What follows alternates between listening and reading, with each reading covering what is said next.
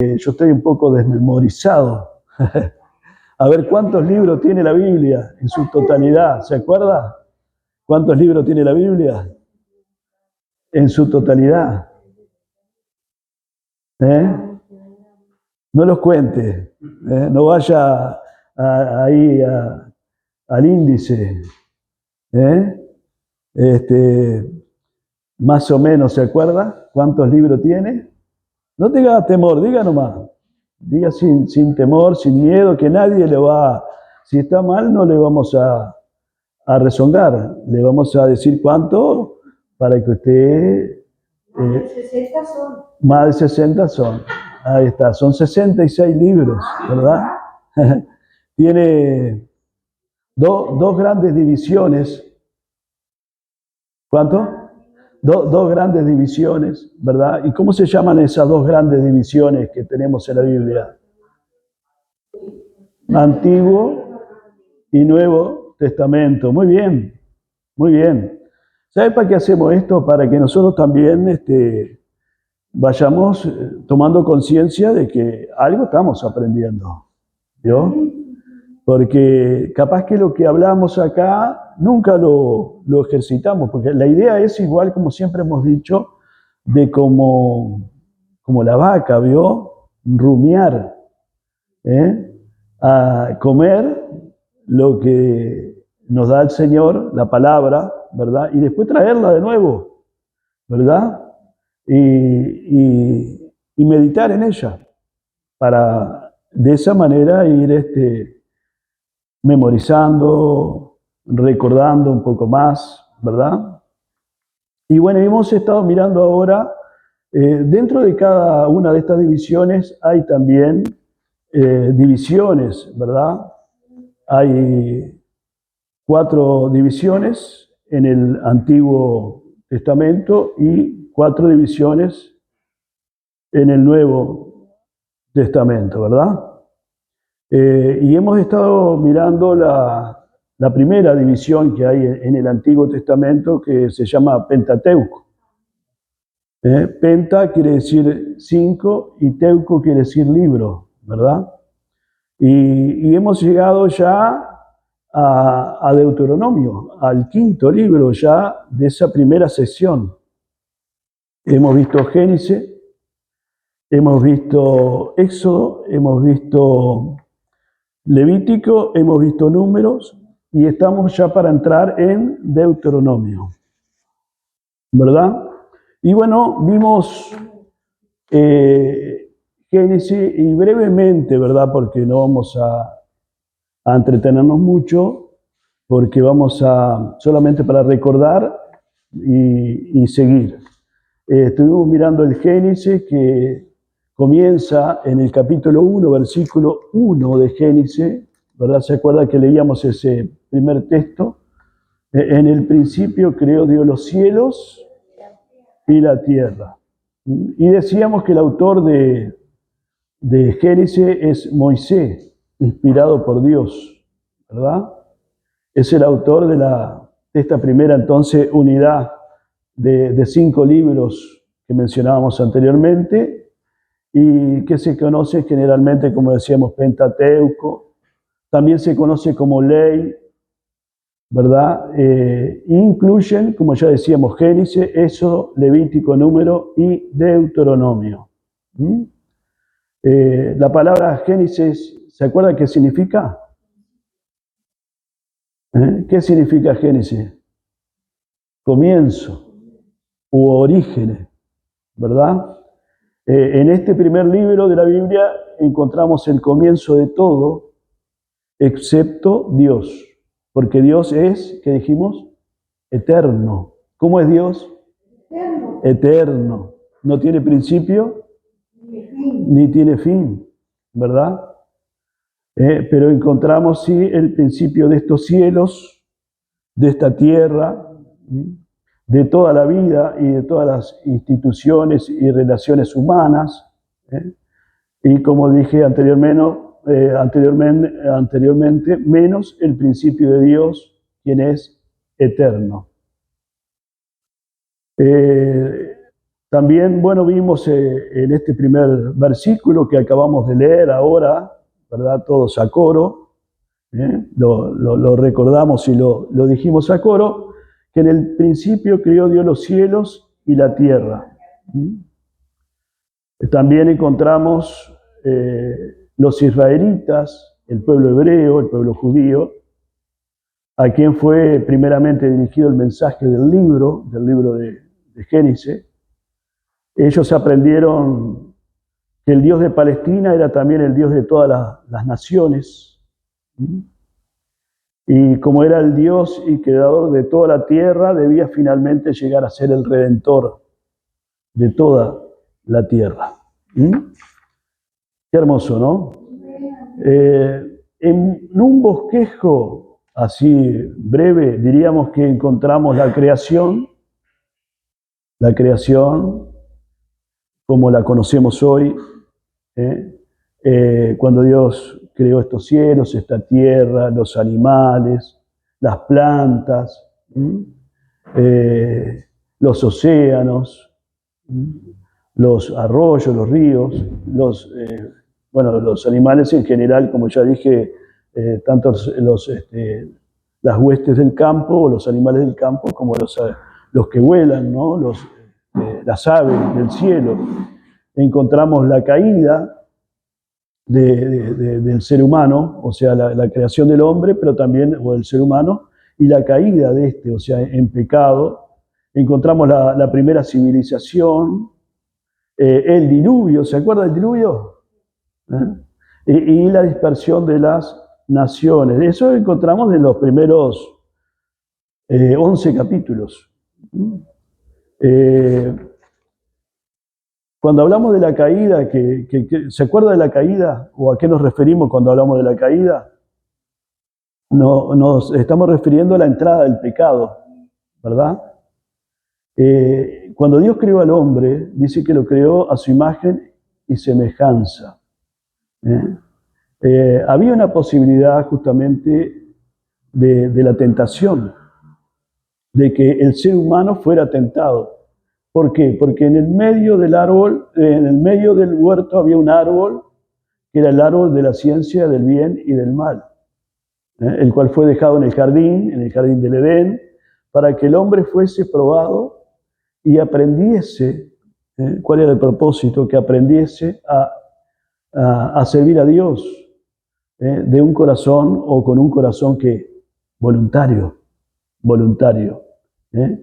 ¿Quién fue el autor de la tentación? Ahí en el capítulo 3, ¿se acuerda que ya lo vimos eso?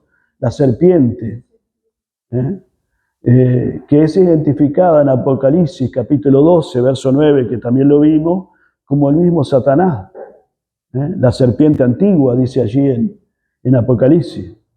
¿Cuál fue la sutileza que usó la serpiente?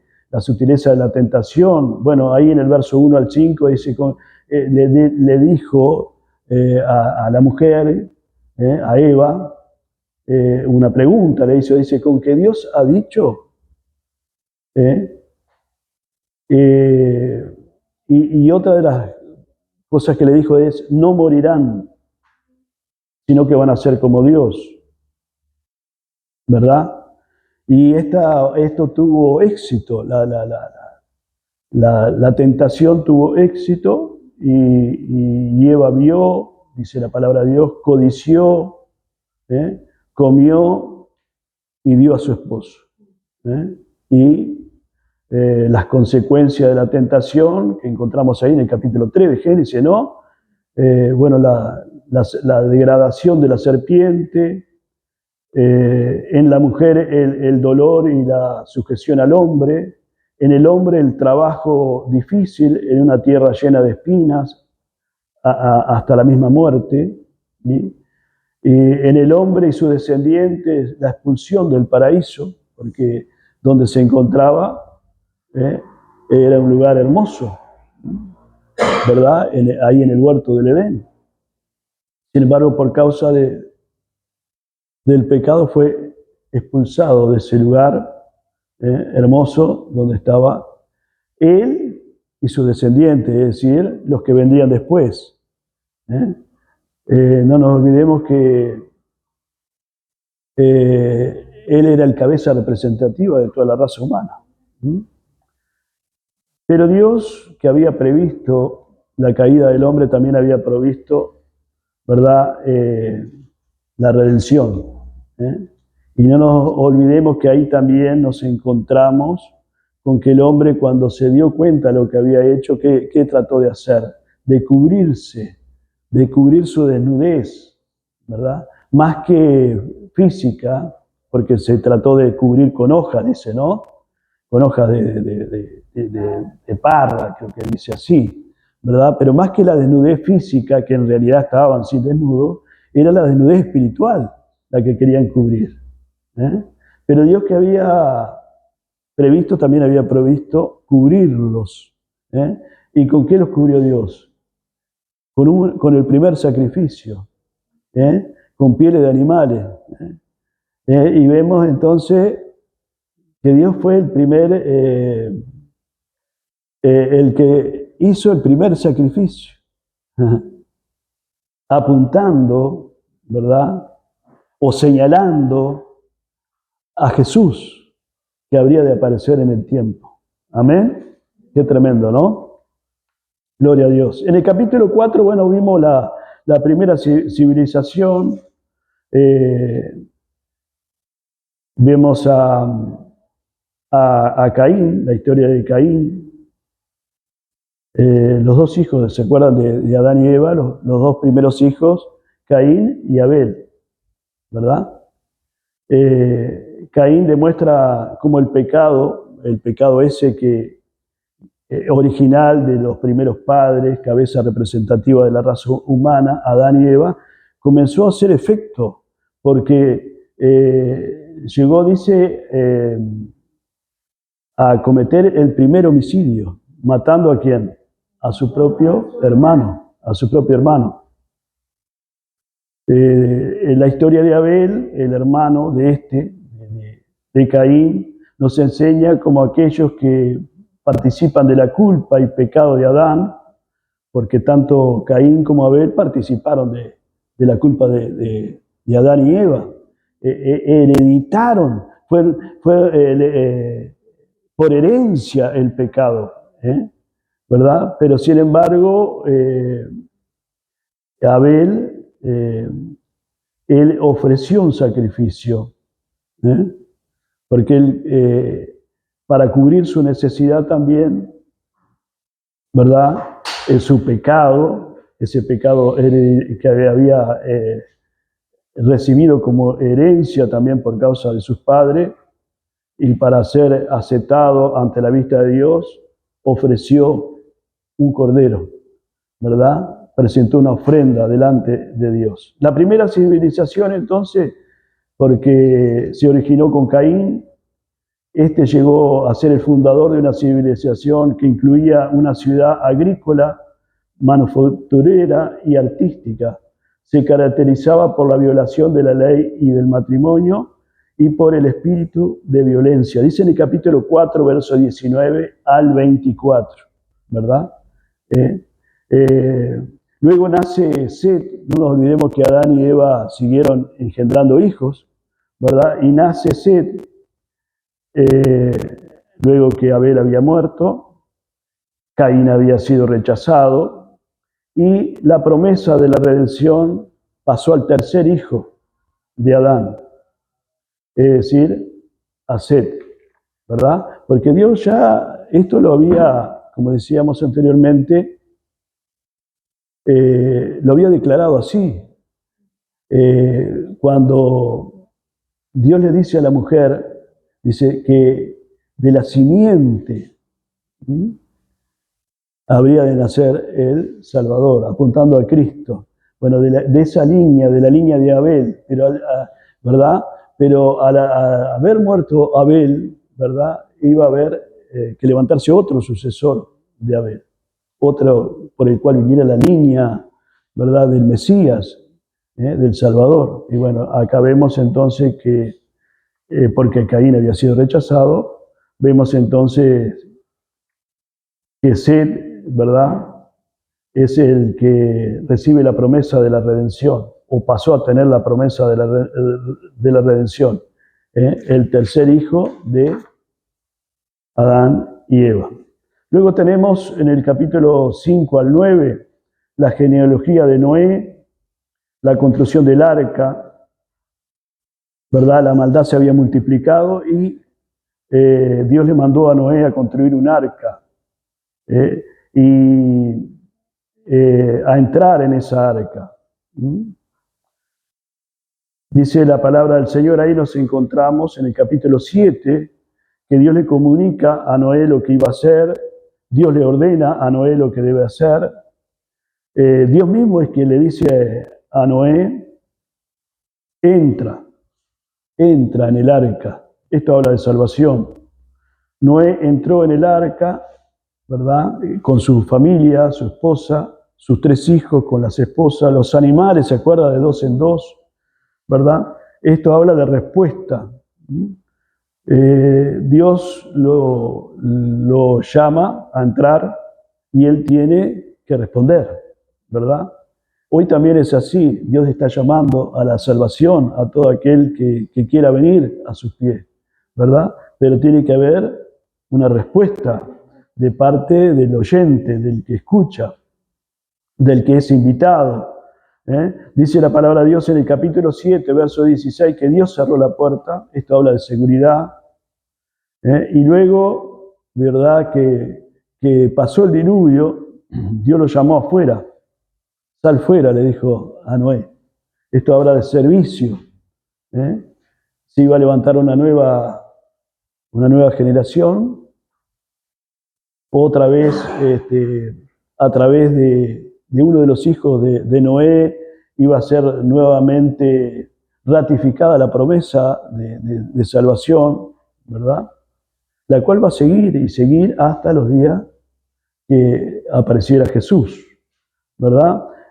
Cuando él sale del arca, luego del diluvio, ofrece un holocausto, ofrece una ofrenda, un sacrificio, en el capítulo 8, verso 20, esto habla de dedicación, ¿verdad?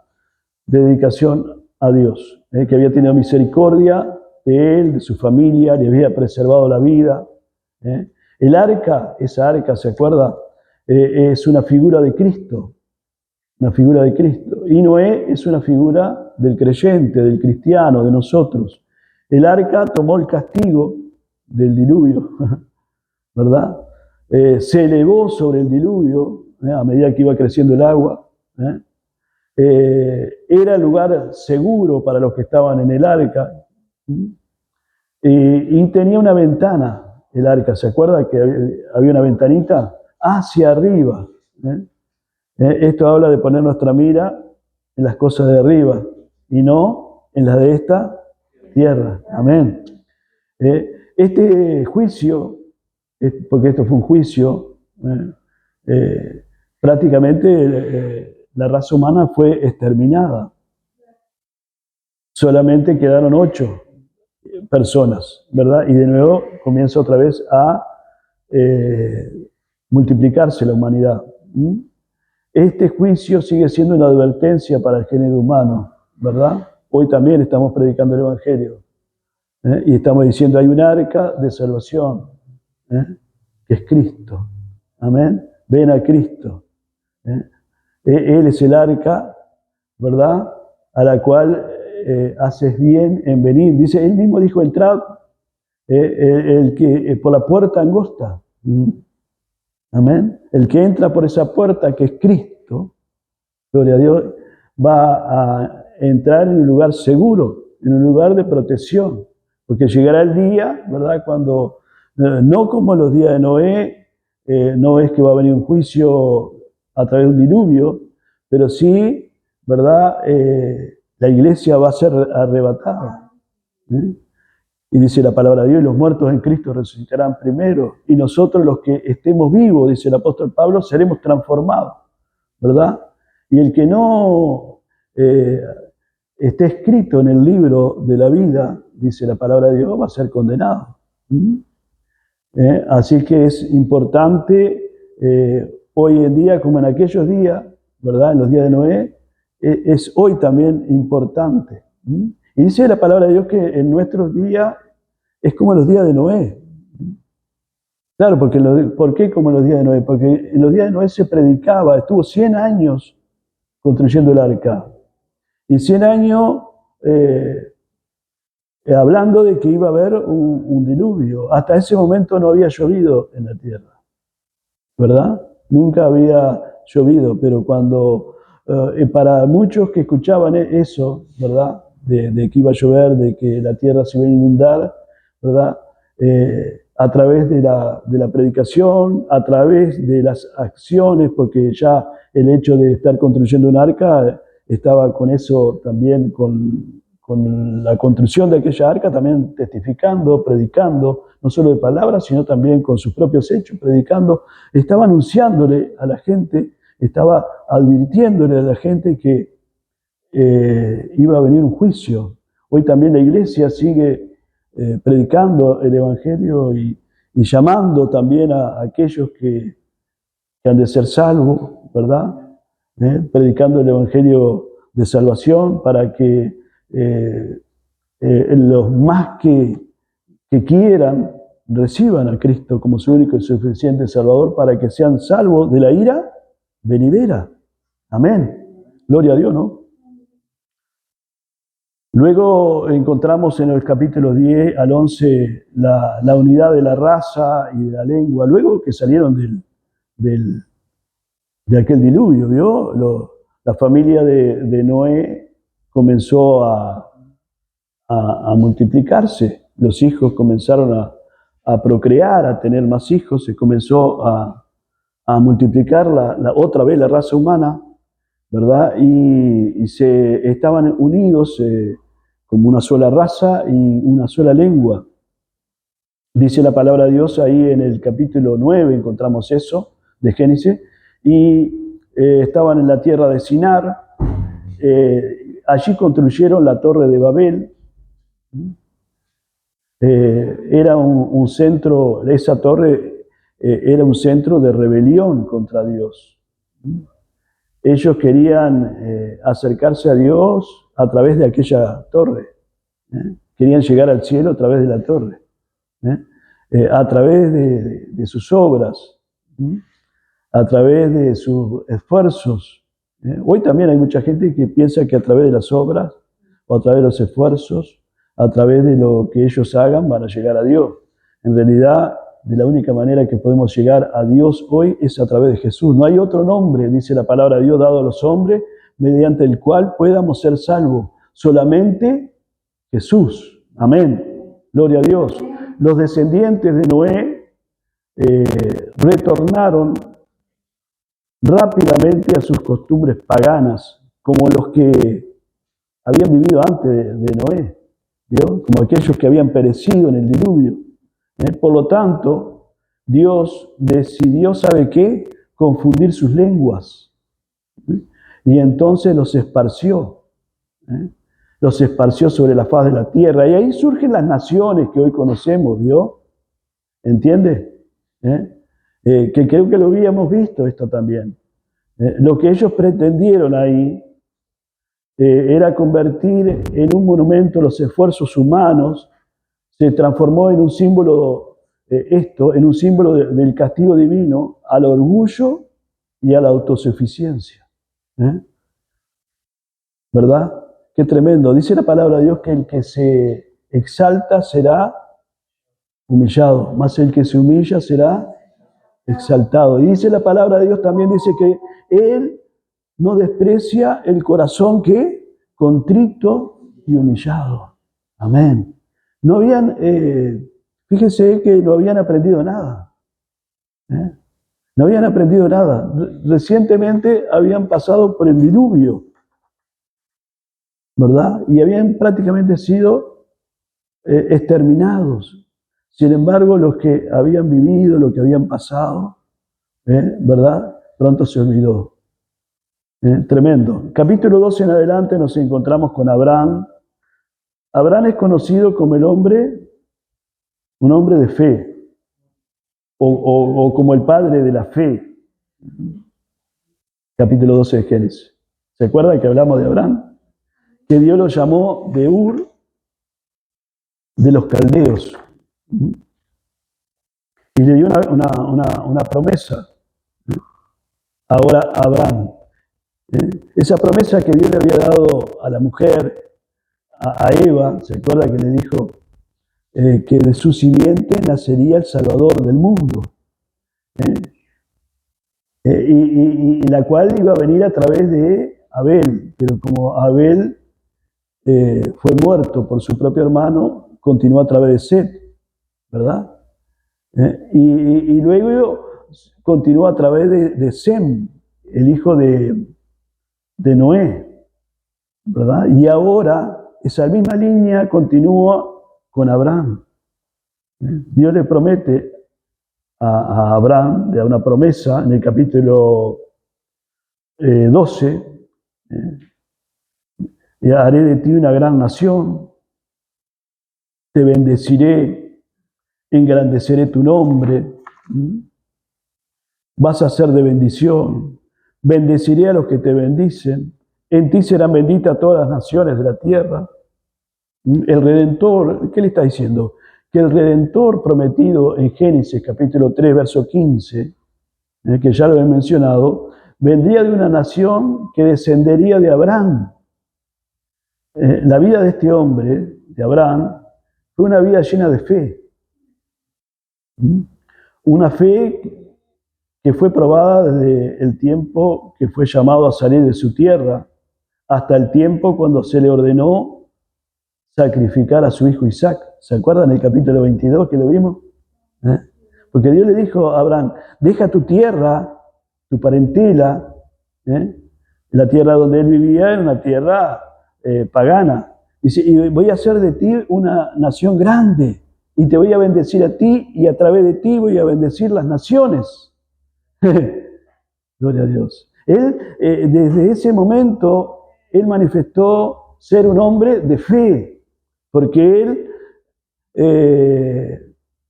no dudó en salir de su tierra, de su casa, de su parentela, en dejarlo todo y seguir al Señor, en seguir a Dios, que lo estaba llamando, ¿verdad? Pero él siguió siendo un hombre de fe luego también. Tanto que dice que en un momento Dios le dijo que le iba a dar prole, que le iba a dar hijos, ¿verdad? Que el cual iba a ser heredero de esa misma promesa. Y cuando Dios le da a ese hijo, ya siendo un hombre grande, con 99 años, y Sara también, él con 100 y Sara con 99, vaya que grandes, pero como para Dios no es nada imposible, amén. Lo que es imposible para el hombre es posible para Dios. Ese hijo que tanto costó, ¿verdad? Dios se lo pide. Y él se lo va a entregar a Dios, se lo va a dar en sacrificio a Dios. Pero cuando ya estaba pronto para darlo en sacrificio, Dios mismo le toma la mano y le dice, no, Abraham. Amén. Gloria a Dios. Bendito sea el Señor. Y había un cordero ahí, atado entre los matorrales ahí para que ocupara el lugar de Isaac, de su hijo, el hijo de la promesa. Esta promesa, la promesa de que Abraham sería una bendición a todas las familias de la tierra, se cumple en Cristo. Se cumple en Cristo. Mateo, el libro de Mateo, en el Nuevo Testamento, comienza su evangelio con la declaración de que Jesús, el Salvador del mundo, es el hijo de Abraham. Qué tremendo, ¿no? Viene de ahí, de esa misma línea, ¿vio? Así que Abraham se establece en Canaán cuando Dios lo llama. Dios lo llama a ir a Canaán. Él desciende a Egipto porque había hambre en la tierra. Allí, bueno, vimos que él mintió acerca de Sara, porque Sara era muy hermosa, y trató de ocultarla, pero el rey de Egipto descubrió la mentira y le dijo, ¿por qué no me dices la verdad? Y lo echó de Egipto. Luego sube de Egipto, subió pues Abraham de Egipto, dice el capítulo 13, se separa de Lot. ¿Se acuerda que él había salido de Ur de los Caldeos con su sobrino, con Lot? Se separa de Lot porque había habido contienda entre los pastores de Abraham y de Lot. Dios le promete ahí la tierra prometida, esa tierra que dice la palabra de Dios que fluye leche y miel, a la cual Dios le dijo que le iba a llevar y le iba a dar. Y él pasa por la tierra prometida, y Dios le dice, esta tierra que tú ves, la daré a ti y a tu descendencia. Capítulo 13, verso 14 al 18. Cuando se separa Abraham de Lot, uno elige vivir a un lado, otro a otro lado. En el capítulo 14 encontramos que Abraham era un hombre de fe, pero también era un hombre que amaba, y una persona que sentía compasión también de los que estaban necesitados, y se entera que Lot, su sobrino, estaba prisionero. Entonces, con 318 criados que había en su casa, que había con él, ¿verdad? Él va y lo rescata. Capítulo 14, verso 1 al 16. Luego se encuentra con Melquisedec, el rey de Salem y sacerdote del Dios Altísimo. Es bendecido por este. Luego Dios le da la promesa de un hijo, como ya lo mencionábamos. Se adelanta un poco, también él quiere ayudar a Dios, ¿verdad? Pensando que ese hijo que tanto Dios le había prometido no se lo iba a dar por la edad que ya tenía, ¿verdad? Porque era una persona de mucha edad, él y Sara. Y además de eso, Sara era ¿qué? ¿Se acuerda que era Sara? Estéril. Entonces, él, con el consentimiento también de Sara, tuvo un hijo con Agar, la egipcia, y le nace un hijo con esta que se llama Ismael, ¿verdad? Pero como lo que Dios había prometido se cumple, como lo que Dios promete se cumple, Sara quedó también encinta, y le nació Isaac, el hijo de la promesa. Qué tremendo, ¿no? Esto le trajo dolor de cabeza a Abraham. Ese dolor de cabeza que le trajo a Abraham el haber tenido un hijo con la egipcia, ¿verdad? Ya que la tuvo que despedir de la casa porque su esposa estaba celosa de ella, tuvo que despedirla con el hijo. Luego lo hizo venir para que estuvieran ahí. Los muchachos luego que crecieron se empezaron a pelear. O sea, te trajo mucho dolor de cabeza. Ese dolor de cabeza sigue hasta el día de hoy. Porque de ahí salieron estas dos grandes naciones. Salió la judía y ¿cuál otra? Y los árabes. Abraham es el padre de la nación hebrea o judía, pero también es el padre de la nación árabe, de los árabes.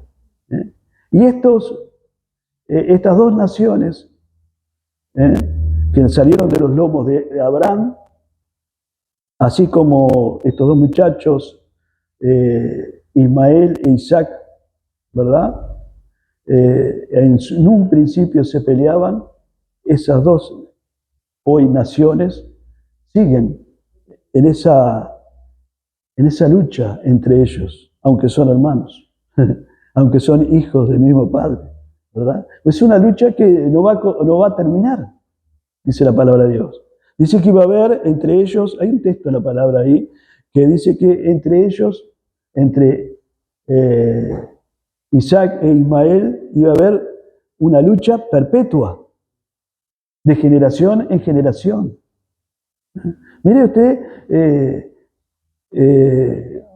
cómo hay cosas que uno a veces puede llegar a hacer que luego le traen dolor de cabeza. O le pueden traer dolor de cabeza a uno. ¿Verdad? Hay mucha gente que dice, es el diablo, hermano.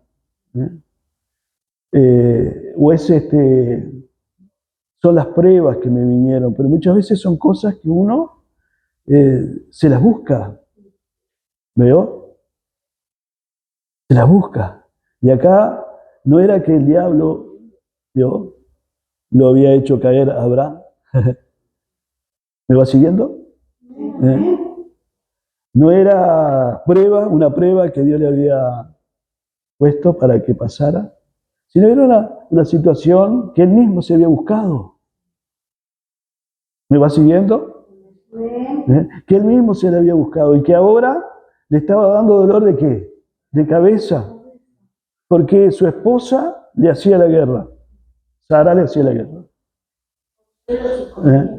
¿Cómo? Por celos. Y tenía razón en parte. ¿Vio? Agar le reclamaba a Abraham. Los muchachos, cuando empezaron a crecer, entre ellos también había pica. ¿Vio? Y todo recaía ¿sobre quién? Sobre Abraham. Sobre Abraham. Tremendo, ¿no? Es solo para reflexionar. Solo como para reflexionar, ¿verdad? De que hay situaciones que a veces nos metemos nosotros. ¿Vio? Y después decimos, fue Dios que permitió. O es el diablo que me hizo caer. ¿Vio? Hay cosas que a veces son evitables. Que Dios nos ayude. Amén. Gloria a Dios. Nace entonces Isaac, como decíamos, el hijo de la promesa. Y hay un cuadro muy lindo en el capítulo 24, que se acuerda que lo vimos ahí en Génesis, que fue el de Abraham cuando manda a buscar esposa para Isaac a su tierra, y manda un criado. Y hablábamos de que Abraham es tipo, porque se acuerda que hablamos mucho de los símbolos, de los tipos, de las ilustraciones. Bueno, que Abraham es tipo o ilustra, ¿verdad? Muy bien a Dios, al Padre. Isaac ilustra, ¿verdad? O es tipo del Hijo, es decir, de Jesús. El criado, el que era el más viejo que vivía con Abraham, ¿verdad? Es tipo del Espíritu Santo. ¿Se acuerda que el criado lo que hizo fue ir a la tierra de Abraham a buscar esposa para Isaac? Porque Abraham lo mandó. ¿Y con qué lo mandó Abraham? Con regalos.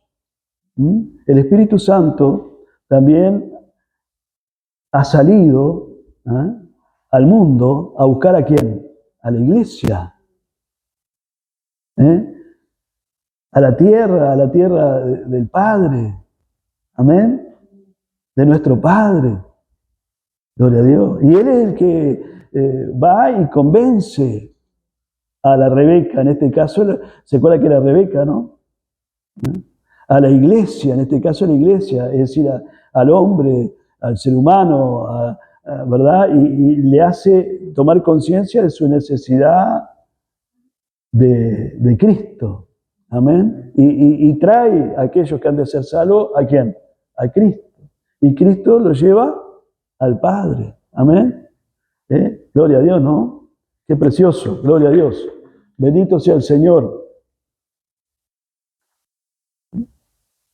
Hemos visto a Adán, a Eva, personajes muy importantes. Hemos visto a Caín, la primera civilización que surge con él, Abel, que ofreció el primer sacrificio. Hemos visto a Noé con su familia, a Sem, de paso, que es por donde continúa la línea mesiánica, o que conduce al Mesías, ¿verdad? Vimos el diluvio, vimos la Torre de Babel, donde se confunden las lenguas, el hombre queriendo llegar a Dios a través de sus obras, de sus esfuerzos, bueno, todo eso. Vimos a Abraham ahora, a Isaac brevemente, hijo de Abraham, y el otro hijo de Isaac, Jacob. Vemos ahora el otro patriarca. Abraham, Isaac y Jacob, los patriarcas del pueblo de Israel según la carne, del pueblo de Dios según la carne, del pueblo de Dios según la carne, ¿verdad? De donde habría de venir el Mesías. Jacob, ¿se acuerda de Jacob? ¿Verdad? Al cual el Dios le cambió el nombre por Israel. Jacob y Esaú, ¿se acuerda que eran mellizos? Venían en el vientre de la madre, ¿verdad? Venían luchando entre ellos.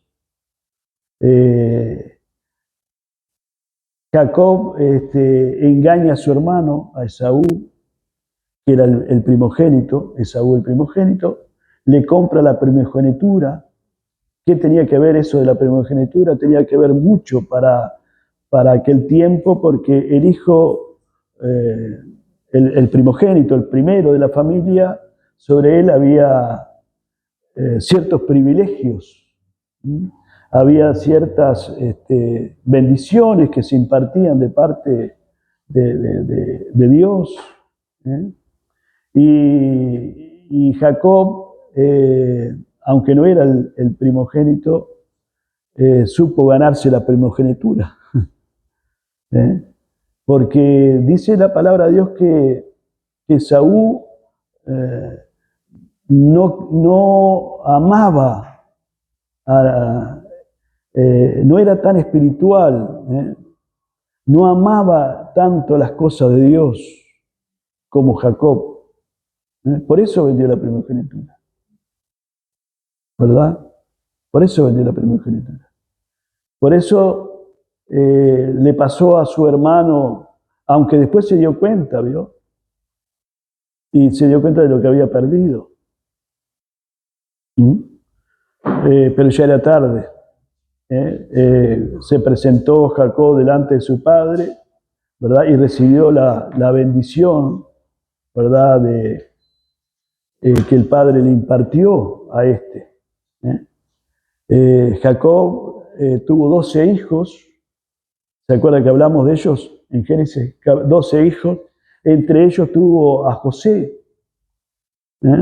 José, que era amado de su padre, envidiado por sus hermanos, capítulo 37 de Génesis, vendido a los ismaelitas que pasaron por su tierra, en un momento que él estaba justamente, que había ido a llevarle de comer a sus hermanos. Estos que no lo querían nada lo vendieron como esclavo a los ismaelitas. Fue favorecido por Dios, porque más adelante llegó a ser el número 2 en el gobierno de los egipcios. Ya Dios había, como decíamos hoy, había previsto la caída del hombre, del ser humano, y también había provisto la redención para el ser humano. Pero ahora también Dios había previsto que iba a haber hambre sobre la tierra, porque Dios sabe todas las cosas. Dios sabe el pasado, el presente, pero también sabe lo que va a pasar en el futuro. Y lo mandó a José allí a Egipto, para que cuando hubiera hambre sobre la tierra, él estuviera allí, ¿verdad? Y cuando vino el hambre sobre la tierra, entre los que tenían hambre, llegaron sus hermanos, llegó su familia, llegó su padre, y fueron recibidos allí por José, quien les dio entrada en Egipto. Y ahí pasamos al libro de Éxodo, capítulo 1, ¿verdad? Éxodo significa salida. Génesis significa orígenes, comienzo, principio de todas las cosas excepto Dios, ¿verdad?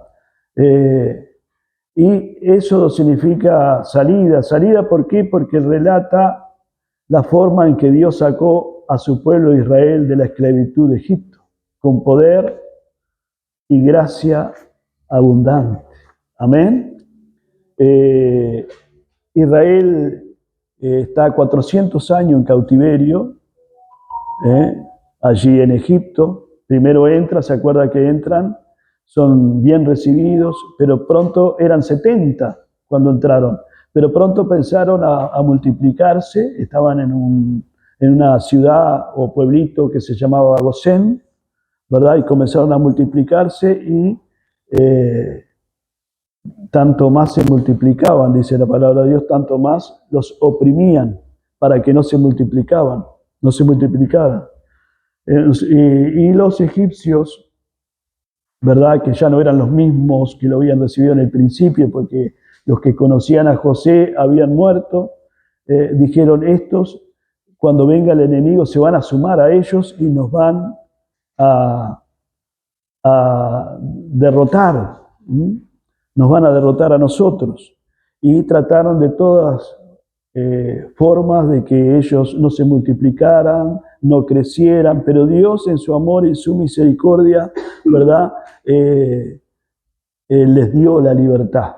¿A través de quién? De Moisés. Moisés significa sacado de las aguas. ¿Se acuerdan quién era Moisés?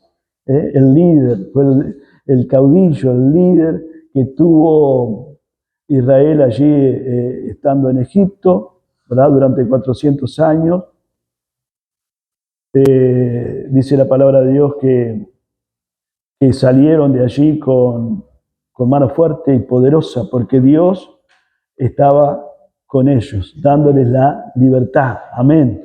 Gloria a Dios. Participaron de la Pascua. ¿Se acuerdan lo que era la Pascua? Pascua significa pasar por sobre o por encima, ¿verdad?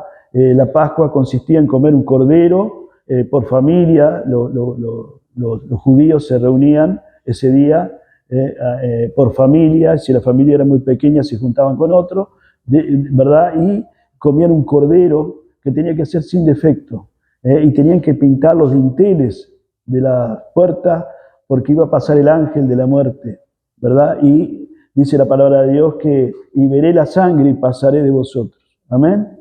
Y bueno, la Pascua habla justamente de eso, habla de juicio, pero también habla de salida, de seguridad, de salvación, de victoria.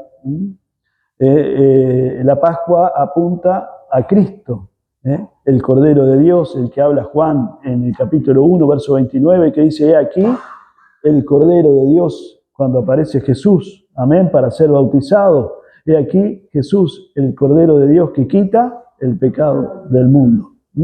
Encontramos algunos pasajes muy buenos en Éxodo, capítulo, por ejemplo, 17, después que salen ellos de Egipto, de haber estado 400 años en esclavitud, comienzan a caminar ¿por dónde? Por el desierto, ¿se acuerda? Dios les da la libertad. Los egipcios, cuando se dan cuenta, luego de las 10 plagas, de que se les habían ido los que trabajaban para ellos, los comenzaron a seguir, ¿verdad? Y cuando pensaron que los tenían encerrados, ¿qué pasó? Dios abrió un camino. Amén. Dios siempre abre caminos. Amén. Usted se encuentra encerrado en este momento, esté tranquilo, no se ponga nervioso. Dios va a abrir un camino. Amén. En la situación que sea, Dios siempre abre caminos para que pasemos ¿a dónde? Al otro lado. Y Dios abrió un camino en el mar. Y ellos pasaron ¿en qué? En seco, al otro lado. Y los egipcios quisieron hacer lo mismo.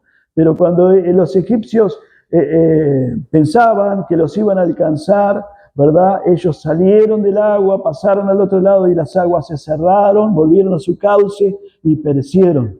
Gloria a Dios. Y empezaron a caminar, ¿verdad? Rumbo justamente a la tierra a la cual Dios los quería llevar, porque ellos salieron de Egipto, ¿verdad? Con con el deseo de parte de Dios, ¿verdad? Que estaba de un principio, o que Dios le había dado en un principio a Abraham, de que Dios le iba a dar una tierra que fluía leche y miel. Esa tierra ya Abraham había estado, pero ahora ya habían pasado 400 años y la promesa que Dios le había dado a Abraham seguía en qué? En pie. Seguía en pie. Las promesas siguen siempre en pie, hermano. Usted dice, no se cumple, se va a cumplir. Amén. La promesa que Dios le había dado, ¿se acuerda del hijo de Abraham? Pasaron 25 años y se cumplió. Amén. Gloria a Dios. Las promesas se cumplen. ¿Por qué? Porque el que promete no es hombre para que mienta, ni hijo de hombre para que se arrepienta. Amén. Porque el que promete, ¿quién es? Es Dios mismo. Es Dios mismo. Amén, gloria a Dios. Él es el que respalda su promesa, el que respalda su palabra. Amén. Gloria a Dios. Y cuando vemos estas cosas, nos gozamos, ¿verdad? Nos vuelven las fuerzas. Amén.